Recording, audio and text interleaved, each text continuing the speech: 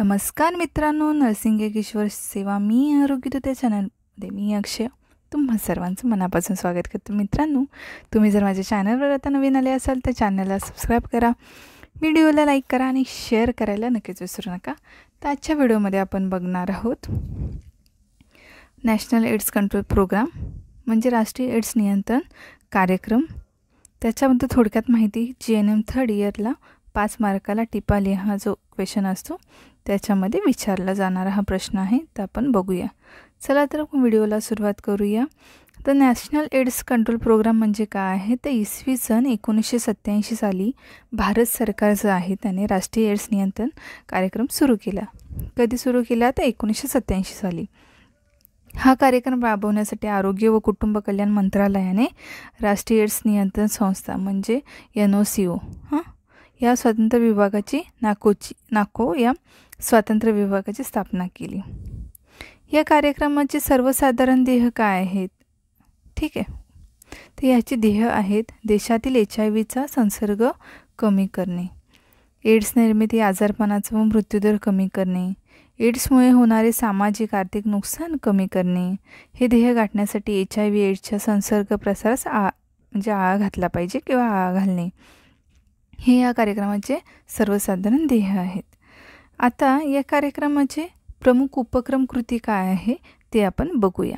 तर एड्स नियंत्रण कार्यक्रम संस्थामार्फत एड्स नियंत्रण कार्यक्रमासाठी कार्यक्रमावर देखरेख करणे, मार्गदर्शन करणे, विविध गोष्टी तयार करणे, पुरविणे अशी अनेक कार्ये केली जातील व त्याद्वारे व्यवस्थापनाचे बळकटीकरण केले जाईल. ठीक आहे. एड्स नियंत्रण कार्यक्रम संस्थाची कृती काय आहे ते आपण बघतोय. तर एड्स नियंत्रण कार्यक्रम संस्थामार्फत एड्स नियंत्रण कार्यक्रमासाठी कार्यक्रमावर देखरेख करणे, मार्गदर्शन करणे, विविध गोष्टी तयार करणे, पुरवणे अशी अनेक कार्ये केली जातील व त्याद्वारे व्यवस्थापनाचे बळकटीकरण केले जाईल. त्यानंतर आहे माहिती शिक्षण संवाद पद्धती सुधारणा करणे. याच्यामध्ये काय तर एड्स बरा करण्यासाठी कोणत्याही पद्धतीची औषधे उपलब्ध नसल्याने जनतेच्या संरक्षणार्थ जनजागृती करणे आवश्यक आहे. ठीक आहे. यासाठी संपर्क व्यवस्थेमध्ये माहिती पुरवून त्याचे बळकटीकरण करणे, एड्ससाठी आरोग्य शिक्षण देणे महत्त्वाचे आहे. म्हणून राष्ट्रीय एड्स नियंत्रण संस्थेमार्फत शाळा विद्यापीठातून HIV एड्सबद्दलचे क्लासेस व जागृतीचे कार्यक्रम घेत आहे. ठीक आहे. त्याच्यानंतर लैंगिक संबंधाने पसरणाऱ्या रोगाचे नियंत्रण म्हणजे काय आहे तर इथे अंडरलाईन करून तुम्हाला डॉट करून पुढे लिहायचं आहे. तर भारतामध्ये मुख्यत्वे करून असुरक्षित लैंगिकतेमुळे HIV संसर्गाचा प्रसार होतो. अगदी भारतामध्येच नसून बाहेर जगात कुठेही असुरक्षित लैंगिक संबंधामुळे HIV संसर्गाचा प्रसार जास्त होतो. म्हणून त्याकडे विशेष लक्ष पुरवणे गरजेचे आहे. पण भारतामध्ये याचं प्रमाण जास्ती आहे कारण लोकांना याचं आरोग्य शिक्षण किंवा ह्याच्याबद्दल माहिती नाही. आता जरी 2025मध्ये जरी बऱ्याच लोकांना माहीत असेल तरी कानाकोपऱ्यामध्ये किंवा अगदी तळागाळात लोकांना माहिती नाही आहे. ठीक आहे. म्हणून त्याकडे विशेष लक्ष पुरवणे गरजेचे आहे.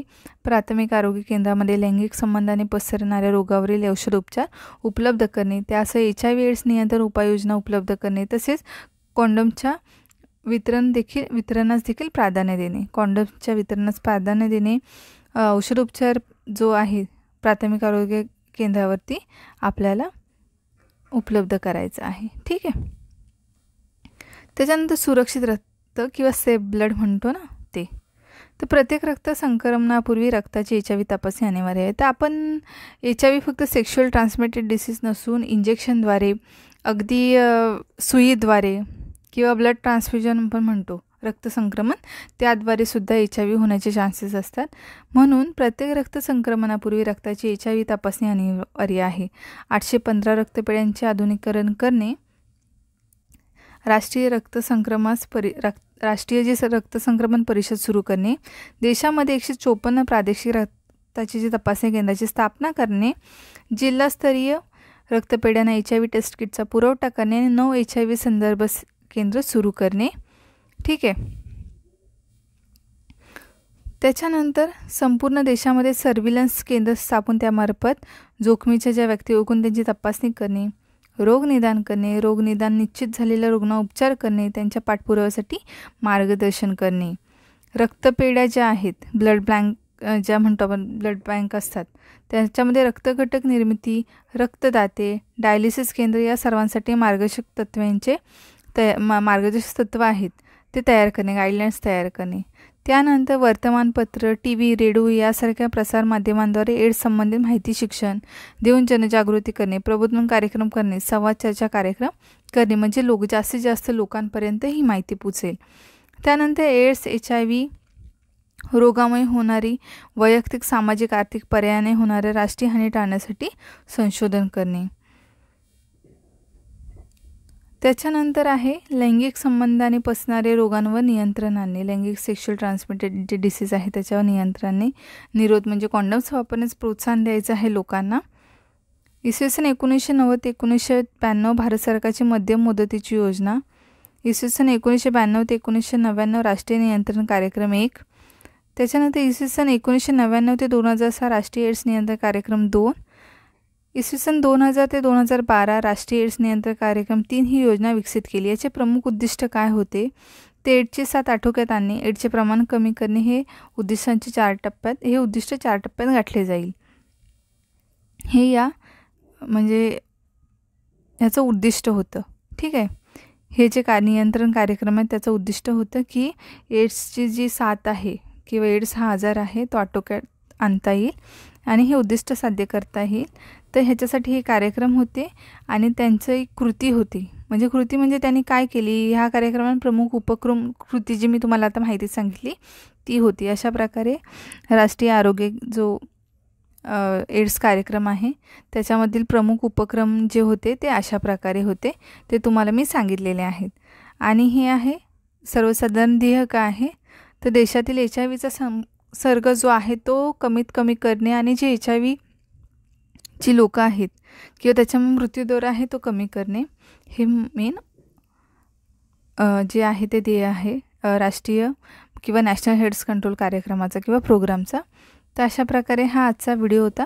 GNM 3rd year community health nursing सेकंडमध्ये विचारला गेलेला आहे प्रश्न हा, म्हणून मी आज घेतला आहे आणि भविष्यातही विचारला जाऊ शकतो, तुम्हाला पुढे विचारला जाऊ शकतो, तुम्हाला माहिती पाहिजे म्हणून हा आजचा व्हिडिओ होता. तर अशा प्रकारे मी महत्त्वपूर्ण नोट्स घेईन पुढे. तर आपण भेटू लवकरच पुढच्या व्हिडिओमध्ये. अभ्यास करा. रिसर्चचे जे काही पेंडिंग आहेत ते मी आता ट्राय करते लवकरात लवकर घ्यायचा प्रयत्न करते.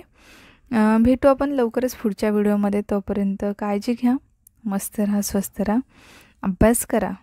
अगदी अभ्यास करायला पाहिजे तुम्हाला, कारण आता 2-3 महिन्याने एक्झाम होईल, वेळापत्रक येईल किंवा तुमचे सराव जे आहेत ते स्टार्ट होतील, तर तुम्ही अभ्यास करणं गरजेचं आहे. तर भेटू आपण लवकरच पुढच्या व्हिडिओमध्ये. तोपर्यंत काळजी घ्या, मस्त राहा, स्वस्थ राहा. धन्यवाद.